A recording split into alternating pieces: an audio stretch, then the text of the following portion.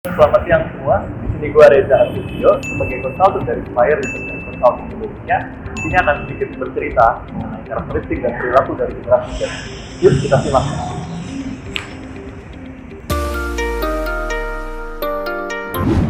Hai, hal yang paling membedakan antara generasi Z dengan generasi sebelumnya adalah kedekatannya mereka dengan teknologi.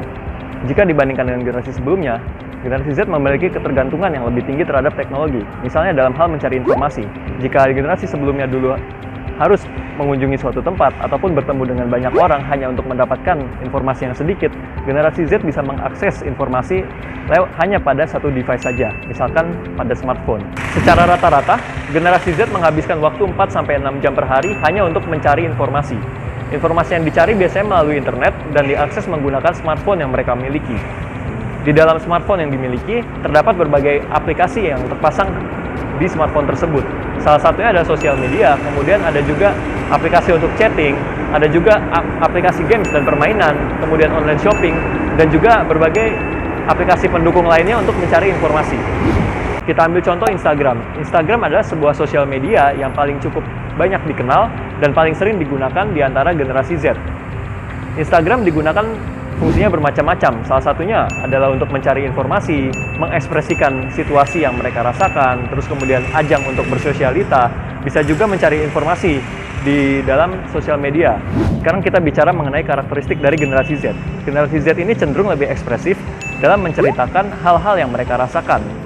Seiring dengan adanya perkembangan teknologi dan media yang sekarang, mereka cenderung lebih mengutarakan apa yang mereka rasakan dan dituangkan ke dalam media-media tersebut.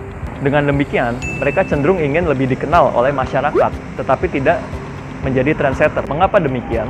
Karena dengan menjadi trendsetter, mereka akan disudutkan terhadap pro kontra atas tren yang mereka bawakan. Seperti mereka memiliki lebih banyak haters, terus kemudian mereka harus mencocokkan antara konten yang mereka bawa, antara value yang mereka bawa dengan kondisi yang mayoritas masyarakat pahami. Mereka cenderung lebih selektif dalam memilih dan mengikuti gaya hidup. Mengapa demikian? Karena mereka memiliki nilai dan norma yang dianut di dalam masyarakat. Nilai dan norma tersebut biasanya ditanamkan dari orang tua mereka ataupun ditanamkan dari lingkungan mereka dan dibawa sampai ke usia mereka pada saat ini. Dengan terpapar dengan berbagai sumber informasi yang berasal dari internet dan dikaitkan dengan nilai dan norma yang mereka anut, di situ mereka dapat berpikir untuk lebih selektif dalam memilih perkembangan ataupun tren yang akan mereka adopsi.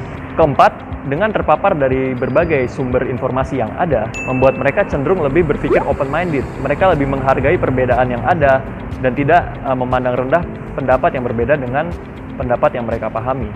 Terus kemudian mereka cenderung lebih berpikir progresif, mencoba untuk menyelesaikan masalah-masalah yang ada pada saat ini sehingga di kehidupan nantinya akan cenderung lebih baik daripada yang sekarang.